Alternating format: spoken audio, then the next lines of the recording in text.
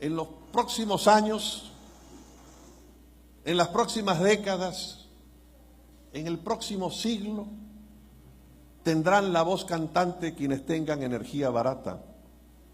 Y entonces, dijo el presidente, los países desarrollados, cuando hayan agotado sus fuentes de energía, vendrán donde nosotros a pedirnos que hagamos los productos que ellos ya no pueden hacer porque requieren energía. Y por eso necesitamos ser autosuficientes y superabundantes en energía eléctrica. Y el Perú puede ser en 5 años una potencia eléctrica en Sudamérica. Nosotros somos el gran polo energético de Sudamérica. Y esas son las políticas que se han abandonado por la idolatría del mercado. Y esas son las políticas de largo plazo que harán a este país un país desarrollado.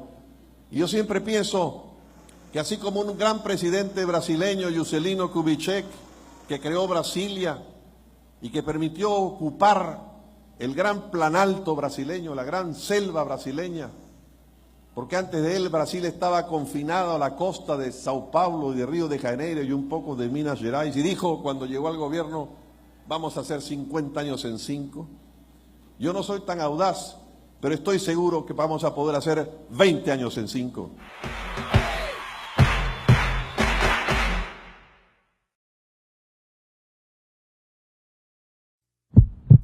Se habla mucho de educación, pero mucho más importante que la educación secundaria o primaria, es la preeducación. El destino de las personas se define en los 2 primeros años de vida. Y si en esos 2 años de vida, en donde el cerebro nace pequeño y crece en esos 2 años, los niños no tienen la nutrición suficiente, perderán la carrera de la vida. Pues hay departamentos del Perú como Huancavelica, donde 1 de cada 2 niños de 0 a 5 años tiene anemia y desnutrición infantil. Y el segundo departamento en desnutrición infantil es Cajamarca. Y siendo Huancavelica y Cajamarca departamentos riquísimos en minería, y en Huancavelica además donde nace la energía del Mantaro, en 5 años nosotros mataremos la desnutrición infantil.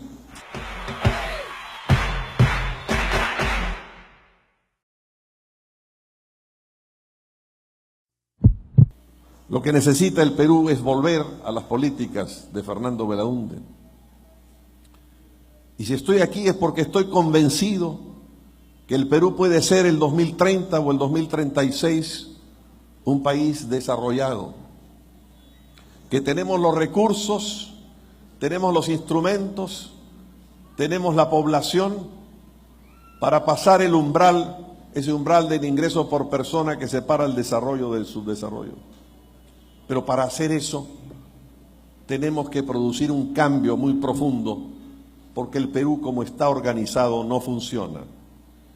Porque en el Perú no hay igualdad, porque en el Perú no hay justicia, porque en el Perú no se defiende a los ciudadanos, porque en el Perú no se defiende a los peruanos frente a los extranjeros. Y por eso he dicho que ahora lo que nosotros necesitamos es una reconquista del Perú por los peruanos.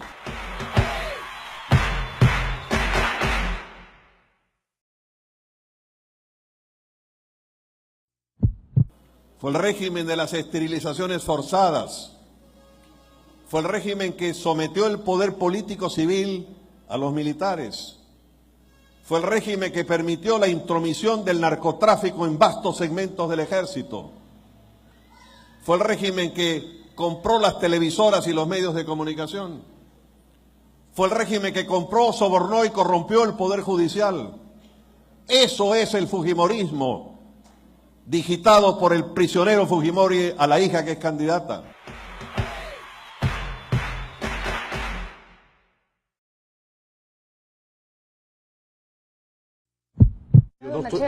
Conga va, digamos, ¿esa es la posición? A ver, un momentito. Esa es otra simplificación, Heidi, del problema. Yo te lo voy a responder de la siguiente manera. Salvador Allende, que era precisamente un líder de izquierda, uno de los grandes líderes de la izquierda latinoamericana, dijo: el cobre es el salario de Chile. Anda a dile a los chilenos que no exploten cobre.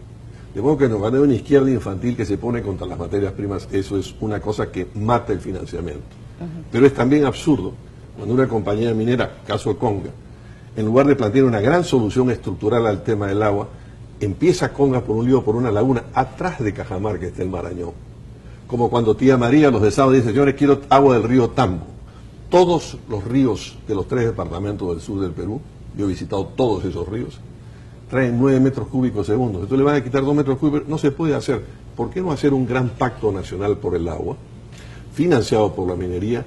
Tú inundas Cajamarca de agua porque atrás está el Marañón, atrás de los 3 ríos de los 3 departamentos del sur está el Titicaca, donde todos los días se evapora más agua de la que llega entre los ríos del sur. De modo que los planteamientos, cuando alguien dice o dijo en elecciones pasadas oro o agua, está equivocado, es oro y agua.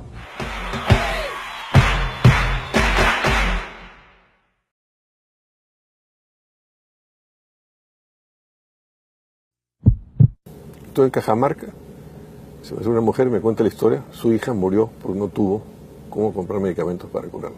Si yo el gobierno, eso no ocurrirá. Yo voy a subsidiar y voy a convertir en bienes universales los medicamentos de las principales enfermedades mayoritarias.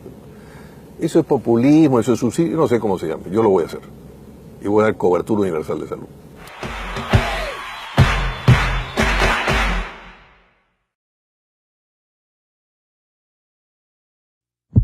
Yo siempre he creído 2 cosas.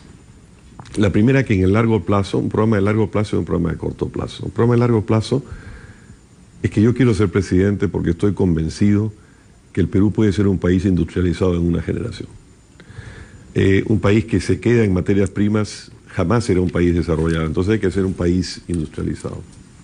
Para que eso ocurra, los países que lo han hecho en el mundo, en todo el mundo, siempre han tenido una condición previa, que es tener un piso de energía muy competitivo, de energía barata, y nosotros podemos tener eso. Pero en el corto plazo, el Perú es un país profundamente desigual, es un país donde no hay igualdad y no hay justicia. Entonces yo creo que hay que hacer algunas cosas fundamentales, un nuevo pacto social entre el Estado y los ciudadanos. Yo lo que he planteado son 4 o 5 cosas que restablecen la igualdad. Primero, los países que han funcionado en el mundo de verdad son los países que tenían grandes clases medias. Son los países que se desarrollaron, cuyas economías fueron muy dinámicas, que tuvieron grandes sistemas universitarios por la clase media y que crearon además democracias estables, porque las clases medias siempre son un elemento de amortiguación y por tanto son un elemento de centro. Entonces lo primero que yo planteo es una gran revolución fiscal y social. Es decir, hoy día, como tú muy bien dices, se paga renta desde por encima de 7 UITs. La UIT es 3.950 soles, eso por 7 son 27.650, que lo divides entre 12 meses y es efectivamente 2.300. Nosotros vamos a elevar a 4.000. Entre 2.300 y 4.000 no se pagará renta. Pero va a quedar un forado, evidentemente. Ahora te lo explico, por supuesto. Porque además pretendemos que de 4.000 a 6.000, y esto ya es más caro, de 4.000 a 6.000 se le deduzca también todo lo que se gasta en salud, en educación y en viviendas. ¿Por qué las grandes empresas sí pueden hacer sistemas de obras por impuestos y no puede haber algo así como servicios por impuestos, cuando sobre todo el Estado no le está dando a los ciudadanos ni seguridad, ni salud, ni buena educación? Entonces, eso efectivamente va a crear un hueco fiscal que, dicho sea de paso, mucho menor a las propuestas de otros candidatos que hablan de reducir 1% del IGB. 1% del IGB serían 2.700, esto sería mucho menos que eso, pero que tiene otra cuestión fundamental, Juliana, y es que esa plata va a ser una devolución a las clases medias, por el gran esfuerzo que hacen, que se va a inyectar en la economía. Al inyectarse en la economía y en el consumo, habrá otra recuperación también. Porque entonces, al final, en el largo plazo, eso debería equilibrarse. La segunda propuesta que hemos hecho es también fundamental. Nosotros creemos que los estados se hacen para las sociedades tienen que tener, todo el mundo tiene que tener salud universal. Las sociedades desarrolladas, todo el mundo tiene salud. En el Perú hay una buena parte que, incluso pese a los esfuerzos que han hecho, que son muy meritorios y nosotros apoyamos y queremos expandir del CIS, hay una fracción importante del Perú sin salud. Entonces nosotros queremos que el Estado convierta en bienes universales, es decir, pagados por el Estado, los medicamentos básicos de las enfermedades más comunes. No podremos resolver, mi madre falleció hace muy pocas semanas de un cáncer horrible, mi suegra también murió hace 2 años de un cáncer horrible, son enfermedades más complejas, más costosas, Pero las enfermedades comunes, las que son la mayoría de la población del Perú, con este sistema lo resolveríamos. Y esto existiría hasta que exista salud universal, seguro de salud universal para todos. 3, tu techo es un derecho. Los países que funcionan, los países que son felices, son los países donde las clases medias, la gente, los ciudadanos, todos los ciudadanos, no solo las clases medias, tienen sus viviendas. Vamos a hacer 1 millón de viviendas. 1 millón de viviendas es mucho, pero ya los dos gobiernos de Belaúnde hicieron centenares de miles de viviendas, de modo que Acción Popular sabe de lo que está hablando. Y en cuarto lugar, una idea que se nos ha ocurrido, que es uno de los grandes problemas en el Perú es la formalización. Entonces, dentro de este nuevo gran pacto social entre el Estado y los ciudadanos, hay 1000 números sobre la información, como en todo en el Perú hay 20.000 números, pero en formalización hay quienes, el INEI, tú entras al INEI y el número es 20 y tantos %, pero te vas a los números del Foro Económico Mundial y es 53, 54, es más de la mitad de la población económicamente activa es informal. Si usted quiere recibir, usted también tiene que cumplir con el Estado y con la sociedad. Si usted quiere recibir esos bienes universales, usted tiene que formalizarse, tiene que pagar un impuesto mínimo de ciudadanía. Estamos fijando en 2% del salario mínimo. Ese monto es un monto que incluso podrían pagar los que están en el extremo inferior de la escala social, lo que se llama en la estadística, las encuestas, el sector E, o lo que se llama en términos de los organismos internacionales, el sector de extrema pobreza que vive, se dice, con menos de $1 al día. Porque eso le daría derecho a recibir medicamentos de salud. Yo creo que si hacemos estas 4 cosas, vamos a producir una gran revolución fiscal y social en el Perú.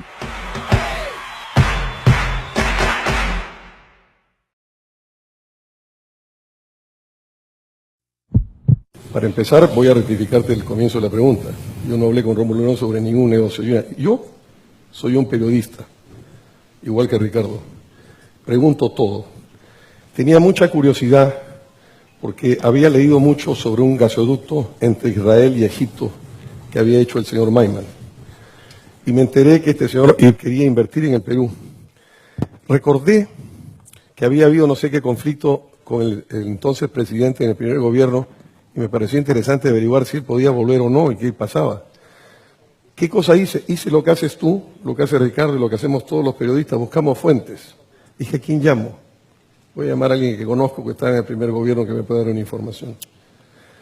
Quería escribir yo un artículo, porque he estado, como ya se ha demostrado, muy interesado en el tema del gas, y me parecía curioso que quisiera el mismo consorcio israelí-egipcio hacer algo en Perú o en América Latina. Y yo pensaba hacer un largo artículo para una revista, que al final no lo hice. Después de todos los líos ya me olvidé del tema y no lo hice. Pero ese es el origen de toda esa conversación. Yo no tengo ninguna negocio ni con el señor León, ni ningún negocio de petróleo, ni ningún negocio con el Estado, ni nunca los he hecho. Quiero decirte otra cosa más, yo estoy dispuesto a abrir mis cuentas bancarias hoy, si el presidente de Transparencia Internacional quiere auditarlas, puede auditarlas. En los últimos 5 años, 10 años, etc.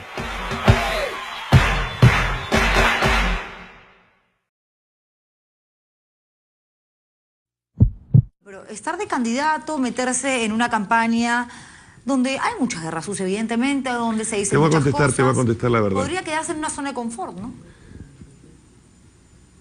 Pero yo adoro este país. Y yo me he pasado mi vida recorriendo este país. Y yo lo conozco profundamente. Y yo sé que este país va a ser el primer país de América del Sur. No tenemos el tamaño de Brasil. Brasil es un monstruo de 8,5 millones de kilómetros cuadrados. Nosotros tuvimos, a principios del siglo XIX, casi el tamaño de Brasil cuando uníamos Bolivia, Perú, Guayaquil, parte de Chile, éramos una suerte de Brasil del Pacífico. Todo eso se fue perdiendo en la República. Pero nosotros somos el país primogénito de la América del Sur. Acá nacieron las grandes civilizaciones. Nosotros somos el centro del mundo, igual que Egipto, igual que Irán.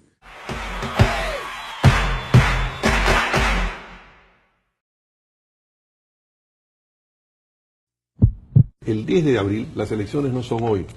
Las encuestas no son los votantes. Las encuestas en el Perú nunca han coincidido con los resultados. El 10 de abril, y el 10 de abril los ciudadanos van a tener que votar entre 2 grandes modelos. Un modelo de crecimiento autoritario que fue el del Fujimorismo. El señor Kuczynski apoyó en segunda vuelta a Keiko Fujimori. El señor Acuña era socio de Kuczynski, también apoyó. El señor García era socio en el Parlamento del Fujimori. Están en lo mismo, son lo mismo, es el mismo modelo. Y frente a eso, ¿qué hay? Volver a las políticas desarrollistas de Fernando Belaúnde. No un Belaúnde de los 60, sino un belaundismo del siglo XXI que sea la reconquista del Perú por los peruanos. Para eso quiero ser presidente.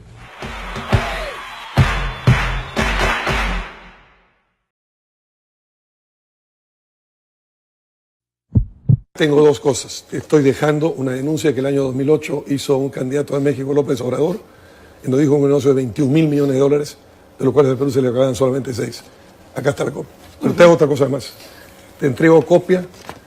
El gas del Perú se está vendiendo a México, aunque el consorcio desvió indebidamente por lo menos 3 embarques, por lo cual fue arbitraje sí, a Washington y perdieron el arbitraje. Y eso se vende a la Comisión Federal de Electricidad. Te estoy entregando un documento donde el presidente de la Comisión Federal de Electricidad dice lo siguiente: están pagando, en el Asia se paga $14 por millón de BTU, México está pagando un premio de 1.26, está pagando 15.26, a nosotros nos toca 17 centavos, voy a renegociar el contrato. No puede ser que México esté pagando $15.26 por el millón de BTUs, según declara el presidente de la Comisión Federal de Electricidad, y nos den 17 centavos. Señor Humala, que revelen el contrato de México.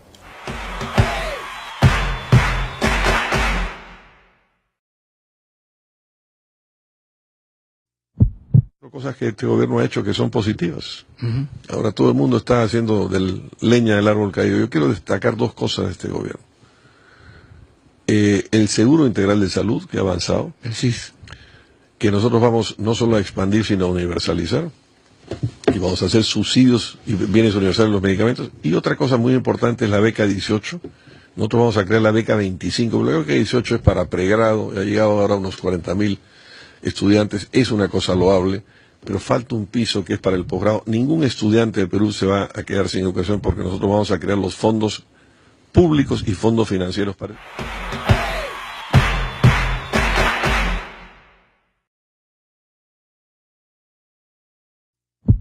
Cosas que este gobierno ha hecho que son positivas. Ahora todo el mundo está haciendo leña del árbol caído. Yo quiero destacar 2 cosas de este gobierno. El seguro integral de salud, que ha avanzado, que nosotros vamos no solo a expandir, sino a universalizar, y vamos a hacer subsidios y bienes universales en los medicamentos. Y otra cosa muy importante es la beca 18. Nosotros vamos a crear la beca 25. La beca 18 es para pregrado, ha llegado ahora a unos 40.000 estudiantes, es una cosa loable, pero falta un piso que es para el posgrado. Ningún estudiante de Perú se va a quedar sin educación, porque nosotros vamos a crear los fondos públicos y fondos financieros para él.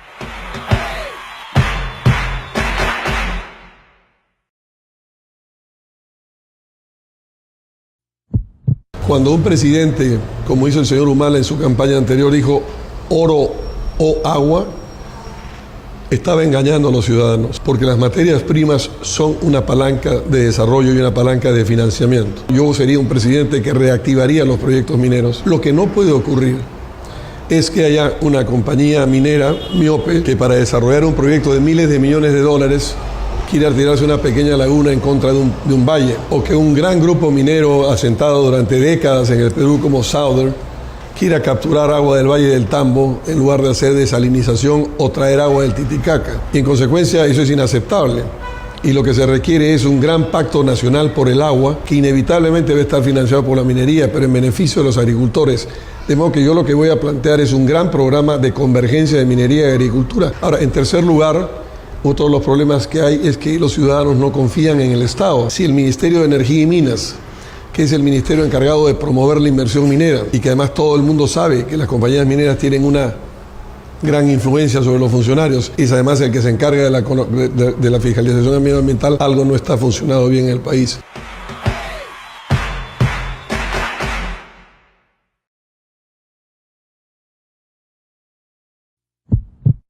Yo voy a renegociar ese contrato. Yo creo en los contratos.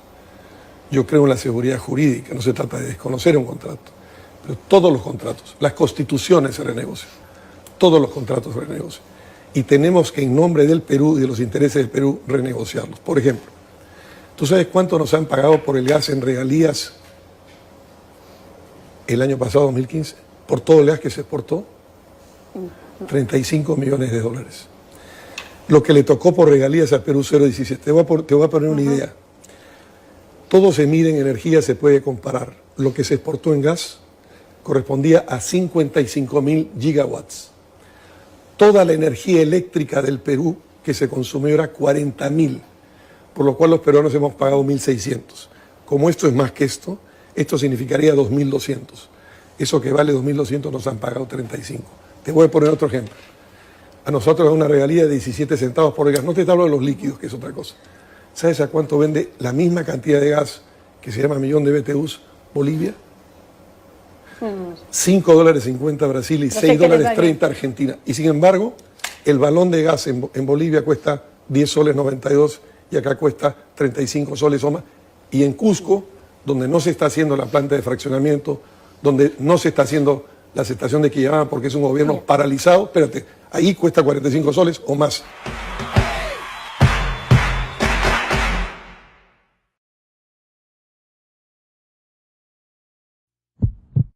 Yo voy a renegociar ese contrato. Yo creo en los contratos. Yo creo en la seguridad jurídica. No se trata de desconocer un contrato. Pero todos los contratos, las constituciones se renegocian. Todos los contratos se renegocian. Y tenemos que, en nombre del Perú y de los intereses del Perú, renegociarlos. Por ejemplo, ¿tú sabes cuánto nos han pagado por el gas en regalías el año pasado, 2015? Por todo el gas que se exportó, $35 millones. Lo que le tocó por regalías al Perú, 0,17. Te voy a poner una idea. Todo se mide en energía, se puede comparar. Lo que se exportó en gas correspondía a 55.000 gigawatts. Toda la energía eléctrica del Perú que se consumió era 40.000, por lo cual los peruanos hemos pagado 1.600. Como esto es más que esto significaría 2.200. Eso que vale 2.200 nos han pagado 35. Te voy a poner otro ejemplo. A nosotros es una regalía de 17 centavos por el gas. No te hablo de los líquidos, que es otra cosa. ¿Sabes a cuánto vende la misma cantidad de gas que se llama millón de BTUs Bolivia? $5.50 Brasil y $6.30 Argentina. Y sin embargo, el balón de gas en Bolivia cuesta 10 soles 92 y acá cuesta 35 soles o más. Y en Cusco, donde no se está haciendo la planta de fraccionamiento, donde no se está haciendo la estación de Quillabamba porque es un gobierno paralizado, espérate, ahí cuesta 45 soles o más.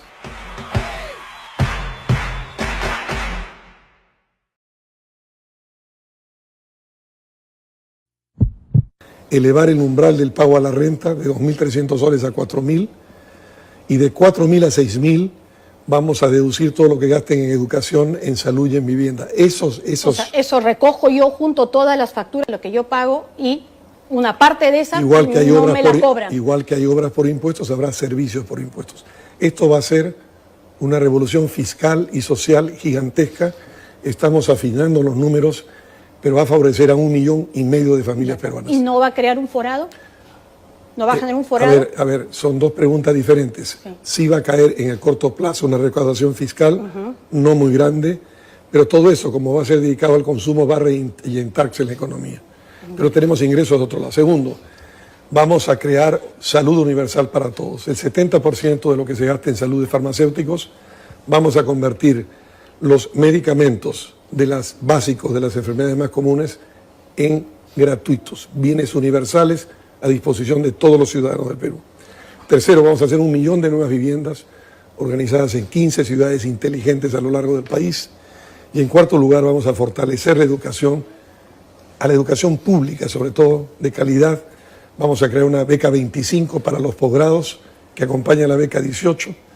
Vamos a eliminar las exoneraciones que hoy día precisamente van a los bolsillos de los dueños de las universidades privadas que se acogen a esos créditos para dárselos a los estudiantes. Todo esto va a crear una sociedad del bienestar que va a significar una verdadera revolución en libertad.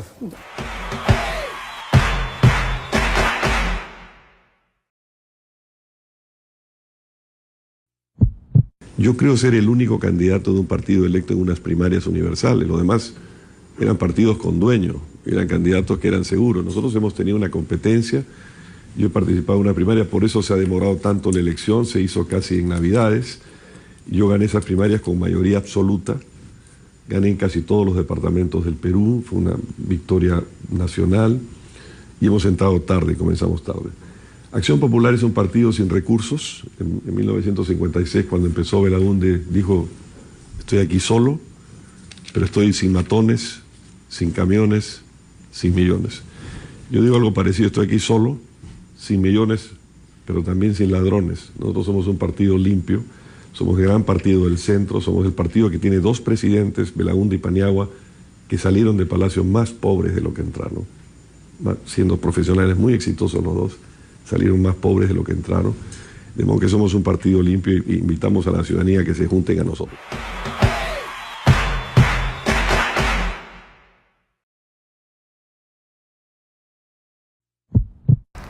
Son situaciones trágicas, situaciones que no son ordinarias y en consecuencia las respuestas no tienen por qué ser ordinarias.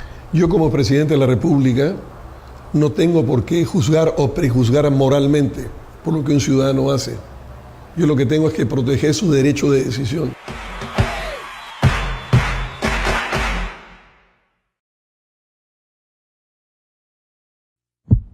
Tenía un puesto fantástico, viajaba a los foros mundiales, veía al presidente Clinton, una de las divisiones que me reportaban ahí, trataba con los congresistas, pero yo sentía, Juliana, de verdad que no estaba agregando valor. Y que donde puedo agregar valores es en mi país. Y la última cosa que te voy a contar, que no sé si mi asesor, mi hijo, me permita decirlo, pero en diálogo con mis dos hijos, tengo 3 hijos, uno de 27, una hija de 22 y uno de 14. Sobre todo los 2 hijos hombres, la mujer es menos politizada, me decían, papá, este país no puede funcionar como está, mira lo que nos ha pasado, o sea, este país hay que cambiarlo. Y entonces yo dije, bueno, si ese es el deseo de mis hijos, yo creo que hay que cambiarlo. Yo estoy convencido que tenemos que cambiar el Perú, que hay que hacer una reconquista del Perú por los peruanos, como lo planteaba en su época Fernando Belaúnde, que podemos hacerlo, y que el 10 de abril, y con esto termino porque sé que estamos ya faltos de tiempo, acá tu productora te está cortando, esta elección no va a ser como están diciendo las encuestas. Nosotros recién empezamos, no éramos ni candidatos, no podíamos aparecer ni siquiera en las encuestas como era normal. Va a ser entre 2 grandes modelos. Entre el modelo que es el fujimorismo, que es el modelo que privatizó sin competencia, que privatizó sin regulación, que fue también el modelo de las esterilizaciones forzadas, que fue también el régimen que compró los canales de televisión, ya gente se ha olvidado de eso, abrían las bolsas, y frente a eso, con dinero que además venía del narcotráfico, y frente a eso un modelo de desarrollo físico del Perú, de desarrollo de infraestructura, inspirado en el modelo Belaúnde, no un Belaúnde de los años 60, sino un belaundismo del siglo XXI que defienda los intereses, que defienda no los recursos naturales del Perú para quitárselos a las empresas extranjeras, sino para que nos paguen lo que tienen que pagarnos. Y estoy aquí para eso, para ser el candidato de ese cambio, un cambio para la igualdad.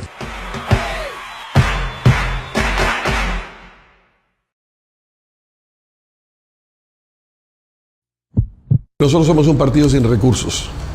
En 1956, Belaúnde se lanzó la candidatura y abrió los brazos y dijo, estoy aquí solo. Yo estoy como Belaúnde solo, sin millones, pero sin ladrones. Nuestra campaña creo que nos va a costar 1,5 millones de soles. Creo que esa campaña va a costar más o menos unos 500.000 soles en movilizaciones y 1 millón de soles en medios. Y eso va a ser financiado probablemente con aportes personales míos, algunos familiares míos, mis vicepresidentes, y no mucho más que eso.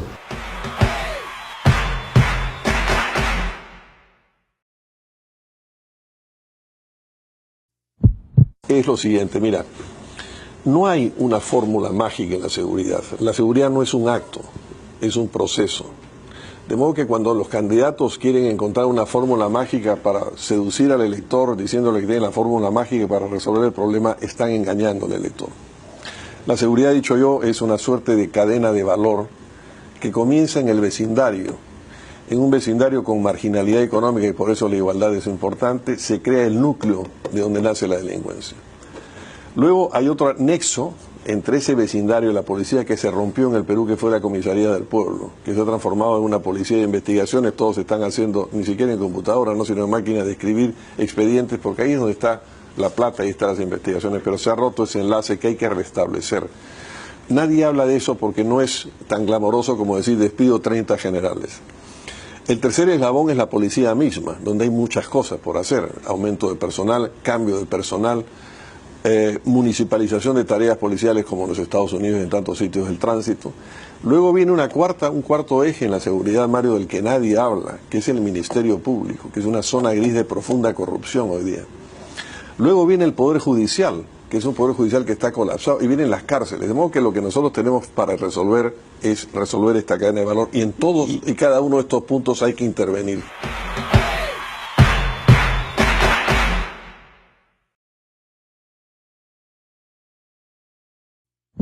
La función de las Fuerzas Armadas históricas es la defensa de las fronteras exteriores del Perú. La Fuerza Armada en muchas ocasiones ha tenido trabajos, comillas, cívicos importantes, pero un soldado es una persona que está preparado para matar. Eso no es un policía, son funciones distintas. Es como que tú me digas que no funciona bien el Ministerio de Economía y Finanzas, que no funciona, entonces vamos a pasar a los médicos del Ministerio de Salud a manejar el Ministerio de Economía.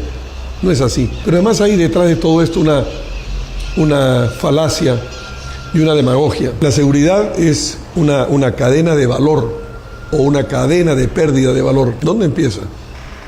Empieza en los vecindarios con marginalidad económica. Luego hemos perdido la conexión entre el vecindario y la policía, cuyo enlace era siempre la comisaría del pueblo. ¿Hace cuánto tiempo que una comisaría no rinde cuenta a la municipalidad de qué gasta su plata y qué hace, por ejemplo? Luego viene el tema de la policía, es cuestión de reformas fundamentales, pero luego tienes el tema del Ministerio Público, luego el tema del Poder Judicial, el tema de las cárceles. Es una cadena de valor y tenemos que intervenir en toda esa cadena.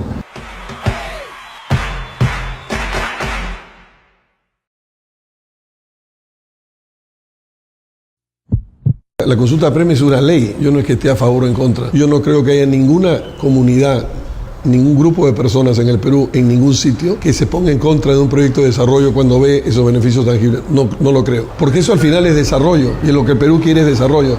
Lo que quiere el Perú es que ese desarrollo no sea para que se lo lleven los extranjeros y a los peruanos no les quede nada. Pero si hay un Estado que defiende bien el Perú y es una situación en que las dos partes ganamos, las comunidades van a respaldar los proyectos.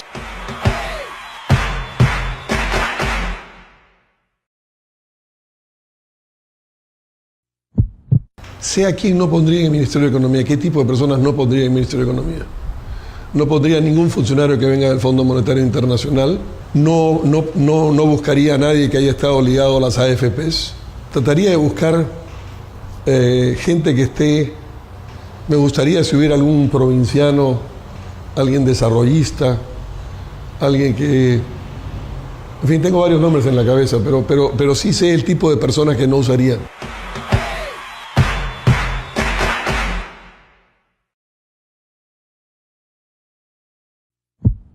Sé a quién no pondría en el Ministerio de Economía, qué tipo de personas no pondría en el Ministerio de Economía. No pondría ningún funcionario que venga del Fondo Monetario Internacional, no buscaría a nadie que haya estado ligado a las AFPs. Trataría de buscar gente que esté, me gustaría si hubiera algún provinciano, alguien desarrollista, alguien que, en fin, tengo varios nombres en la cabeza, pero sí sé el tipo de personas que no usaría.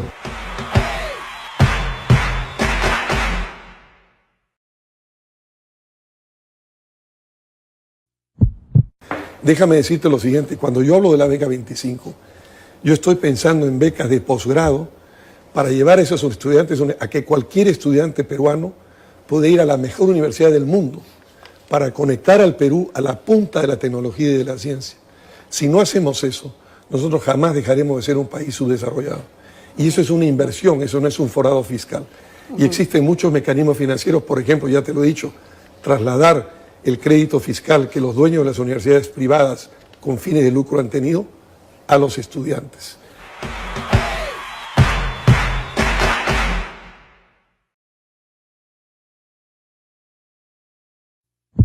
Tenemos que tener un Estado al servicio de los ciudadanos y que intervenga. Por ejemplo, en Colombia, en España acaba de salir una resolución de la Corte Suprema poniendo coto a los intereses. ¿Tú sabes cuánto es la inflación peruana? La inflación peruana es una inflación que ya está subiendo, es 4.4. Cuando las tasas de interés son positivas, es que están por encima 200%, 150%. ¿Y quién defiende a los peruanos? Entonces es un modelo que no lo defiende en las tasas de interés, no lo defiende en la salud. Cuando unos grupos en el papel higiénico se confabulan y le hacen 25% de castigo, en Chile lo castigaron, acá no, porque no hay una voluntad política y este modelo que es el fujimorismo, que el resto de los candidatos siguen. Kuczynski apoyó en segunda vuelta a Keiko Fujimori, Acuña era soleado y Alan García era socio tácito en el Parlamento del Fujimorismo. Ese modelo no funciona, hay que cambiarlo. Y cuando digo cambiar el modelo, no es cambiar la buena macroeconomía, no es cambiar los acuerdos de libre comercio, es un Estado que defienda a los ciudadanos y que ponga al país un piso común de igualdad de oportunidades.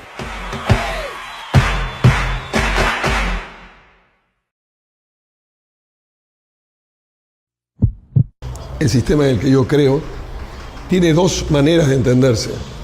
Una manera de entenderse es la clásica, la convencional, es decir, la democracia es el régimen donde la mayoría manda.